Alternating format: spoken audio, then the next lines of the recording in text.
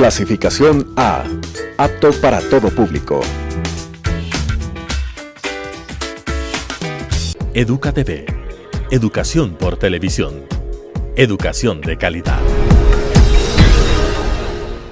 Muy buenas amigos y amigas, qué gusto estar nuevamente en contacto a través de la señal de Telesucesos Canal 29 y hacerlo para, a través de Educa TV, compartir lo que conocemos, amamos y nos apasiona sobre filosofía, literatura, música e historia, en fin, lo mejor que el ser humano sabe hacer y sobre todo aquello que nos ennoblece como especie. Y hoy vamos a hablar de un creador, importante creador, poeta, político chileno que marcó toda una época y que además en su larga trayectoria como poeta incursionó en muchísimos de los movimientos literarios que marcaron la historia continental, desde el modernismo de inicios del siglo XX, el postmodernismo, después las poesías de vanguardia y finalmente todo lo que tendría que ver con el realismo socialista y la poesía política. Hablo de Ricardo Eliezer Neftalí Reyes Basoalto.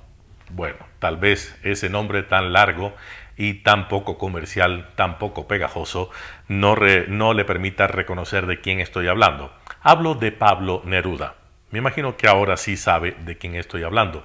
Premio Nobel de Literatura, uno de los Nobels que recibió nuestro continente y uno de los Nobel que recibió también el territorio chileno, que ha sido pródigo en estos escritores, poetas. Recordemos que la primera mujer que recibió un Nobel de las letras españolas fue exactamente Gabriela Mistral Lucila Godoy, que ese era su nombre real, y el seudónimo literario Gabriela Mistral en 1947 recibió el reconocimiento de la Academia Sueca. Pero hablemos de Pablo Neruda, este político, porque fue un animal político, es un escritor que se debió siempre a un discurso político de izquierda, fue militante del Partido Comunista de Chile, fue senador por el Partido Comunista y además candidato a la máxima magistratura del país austral por esta misma tienda política, cercano para apoyar también al gobierno de la Unidad Popular de Salvador Allende. No logró vivir todo el proceso porque estaba muy enfermo ya cuando el doctor Salvador Allende llegó a la presidencia de Chile y él murió unos días después del propio mes de septiembre de 1973, cuando se desarrolla el golpe de Estado en contra de Allende y asume la junta militar del general Augusto Pinochet. Neruda muere pocos días después. Ha habido siempre polémica sobre la causa de su muerte. Los militantes de la izquierda dicen que fue envenenado. El resto de las pruebas que se tienen hasta el momento, incluso recientemente, fueron desenterrados los restos de Neruda para hacer un nuevo estudio e indican todas las pruebas, de las que se tiene evidencia hasta el momento, que murió de cáncer. Entonces, este poeta que se refugió en Isla Negra marcó todo un periodo y una historia dentro de la literatura latinoamericana. Recordemos allá a inicios del siglo XX, cuando el postmodernismo se hacía espacio en las letras, encontrar ese poemario indispensable para todos los enamorados de América Latina. Tal vez usted conozca uno de estos poemas de su libro famosísimo de 1928, 20 poemas de amor y una canción desesperada. ¿Y se acuerda? Aquel que decía en el poema 15, me gustas cuando callas porque estás como ausente y estás como distante y mi voz no te toca y parece que los besos se te hubieran volado, parece que los labios se te hubieran volado y parece que un beso te cerrara la boca. O el poema 20, puedo escribir los versos más tristes esta noche, escribir por ejemplo, la noche está estrellada y tilitan azules los astros a lo lejos, el viento de la noche gira en el cielo y canta, y sigue recordando ese desamor, ese poemario que marcó a muchísimas generaciones, e incluso Neruda se burlaba de la gran impronta que tiene este poemario, porque decía que todos los que conocen esa poesía inicial de Neruda, un Neruda jovencísimo, un Neruda enamorado que escribe estos 20 poemas de amor, esta canción desesperada para la amada que no está, junto a él y que recuerda y que rememora en cada uno de los elementos de la naturaleza de Chile, en ese contraste magistral que siempre hace Neruda entre lo pequeño, lo diminuto, y lo macro, lo infinito, lo grande, lo majestuoso. Y haciendo esos contrastes logra mostrar realmente la fragilidad del ser humano y aquello que es realmente perecible y lo que permanece, lo que es inamovible, lo que es eterno. Entonces Neruda, recordando lo que estábamos diciendo del poemario, se burlaba y dice que quien conocía sus 20 poemas de amor y su canción desesperada terminaría finalmente nerudeando. Nerudeando, ese gerundio que hicieron realidad muchísimos de los que se iniciaban en la poesía y copiaban el estilo del bardo chileno, e hicieron de la poesía ese lugar común donde siempre se sufría, donde nunca será amado, donde la persona entendía que estaba condenado irremediablemente a la tristeza, al abandono, a la soledad. Pero Neruda, como habíamos indicado al inicio de nuestra conversación, tuvo un periodo literario bastante dilatado. Su obra es grande, su obra es numerosa, es un escritor prolífico y además transita, no se queda estancado. Decimos que inicialmente coqueteó con el modernismo, después tiene poemas como estos de 20 poemas de amor, una canción desesperada, que son abiertamente postmodernistas, pero después tiene Residencia en la Tierra de 1934, que ya está enfocado en el periodo de las vanguardias.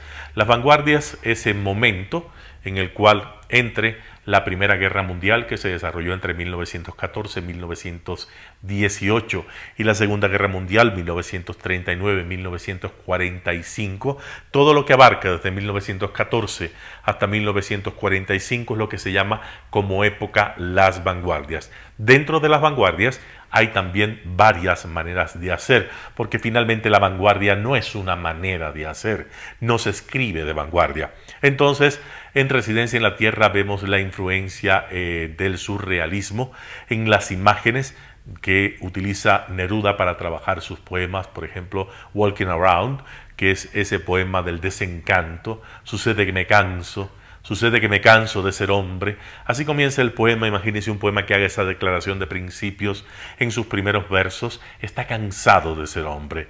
Ha visto lo terrible que ha sido la Primera Guerra Mundial, la destrucción que ha traído al mundo. Conoce de cerca que ya se está gestando una nueva contienda. Sabe también lo que está pasando en España, porque después España, que llega a su corazón, tal y como titula uno de sus libros, puede vivir esa impronta de lo que será la guerra. Recuerden que la Guerra Civil Española de 1936 a 1939 no es más que un anticipo de lo que será después la Segunda Guerra Mundial. Es una suerte de ensayo general donde están de un lado las tropas fascistas apoyando a Franco, Alemania, Italia. Del otro lado está Stalin apoyando a los republicanos y además llevándose parte del oro de la Reserva Española a Moscú, llevando niños también hacia Moscú, en episodios que todavía dividen a la opinión pública española y que en ese entonces dividieron también el corazón del poeta, que por supuesto, por su pensamiento, por su formación de izquierda, tomó partido del lado de los republicanos. Con una vida también que incluyó ese periplo por el mundo como diplomático chileno.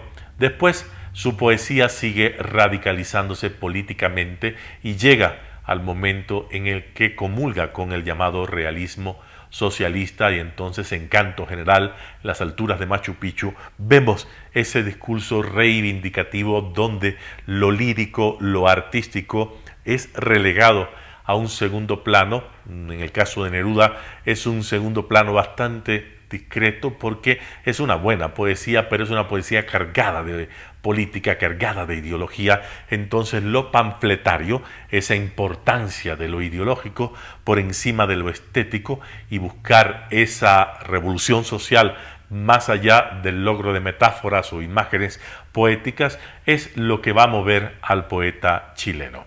Entonces, cuando asistimos ya a esta producción, tenemos también puestas en escena contradictorias, textos contradictorios en la misma obra de Neruda, contradictorios vistos desde la historia de la propia de la propia literatura y de la propia historia. Por ejemplo, muchísimos decían que el exdictador cubano Fidel Castro no comulgaba con Neruda porque Neruda había dedicado un canto, una alabanza a la figura del entonces presidente de Cuba, el general Fulgencio Batista y Saldívar. Fulgencio Batista y Saldívar, en la historiografía oficial del gobierno de Castro, era una suerte de diablo, ¿no? Era el mal absoluto. Todo lo que había emergido de Batista era malo, era per se motivo de vergüenza para la historia cubana y por tanto debía ser borrado de la historia cubana. De hecho, en la historiografía oficial no existe o no se reconoce la existencia de la República de Cuba desde 1902 hasta 1959. Le llaman la pseudo república y es un tópico que se ha repetido tanto en el discurso oficial que no es raro escucharlo en otras latitudes, en otras voces, diciendo exactamente el discurso emanado desde La Habana. Lo cierto es que en su momento Fulgencio Batista y Saldívar se convirtió en un personaje progresista. La Constitución de 1940 de Cuba era de las constituciones más revolucionarias de su tiempo en América Latina, otorgaba una gran cantidad de beneficios sociales, reconocía la participación política y además el Partido Comunista de Cuba tiene representación en el Senado cubano. Esto no era posible imaginarlo antes del gobierno de Batista, antes de que se aprobara la Constitución de 1940, y es precisamente durante el gobierno de Batista que termina la enmienda Platt, este apéndice a la Constitución cubana que permitía al gobierno norteamericano intervenir en Cuba en cualquier momento. Entonces Neruda, que no conocía por supuesto porque no existía todavía el discurso oficial de la Revolución Cubana, Neruda ve en este gobernante, en este mulato, en esta persona que era un sargento, que da un golpe de Estado, llega a la presidencia y se convierte en general, pero que era de orígenes muy humildes, ve en sus señales, en esta Constitución de 1940, una señal de progresismo y le dedica una alabanza a este personaje que después, por supuesto, a ser el enemigo de Fidel Castro, jamás en ningún libro de literatura que circule en la Cuba revolucionaria aparecerá este canto a Batista, y decían esos chismes de palacio que Fidel Castro no le caía muy bien Neruda exactamente por esta alabanza que hace al dictador que después sería el enemigo jurado de Fidel Castro, a pesar de que le permitió salir al exilio, pero en la historiografía oficial de la Revolución Cubana es todo lo malo, todo lo negativo, tiene un nombre, tiene un apellido, Fulgencio Batista. Y si alguien le cantaba una alabanza, por muy premio Nobel de literatura que llegara a ser después, no era del agrado del dictador cubano Fidel Castro. ¿Cierto o no? La realidad es que Neruda marca toda la historia de la literatura latinoamericana y es una de esas voces imprescindibles, con textos muy logrados, textos muy hermosos, otros no tanto cuando pesa demasiado el tema de la política, pero conocido por todos. Entonces, cuando hacemos la historia de la literatura latinoamericana, no podemos dejar de contar con la voz de este chileno universal, chileno que abrazó la causa de la izquierda, que apoyó al gobierno del expresidente Salvador Allende, quien se inmoló en el Palacio de la Moneda en medio del golpe de Estado y que además se recluyó en su isla, en su memorial de Isla Negra, en esa isla pequeña donde tenía una casa horizontal frente a las olas del mar, rodeada de barcos, de campanas, de mascarones de proa, de pequeñas botellas, una casa llena de todos los objetos que Neruda amaba coleccionar, porque iba así por el mundo, coleccionando vivencias, amores, objetos y por supuesto palabras para ponerlas en sus poemas, donde aparece Chile, donde aparece América, donde aparece la grandeza de la voz, de la literatura y de la magia de escribir en nuestra lengua, de escribir en español. Así que cuando le hablen de Ricardo Eliezer Neftalí Reyes Vaso Alto, a pesar de que el nombre suene muy rimbombante, poco comercial, piense siempre en Pablo Neruda, que además tomó su apellido del poeta checo Jan Neruda, a quien admiraba, y se puso ese nombre de sonoridad universal que todos recordamos como sinónimo de un gran poeta, de un gran literato, imprescindible a la hora de hacer la historia de la literatura en lengua española.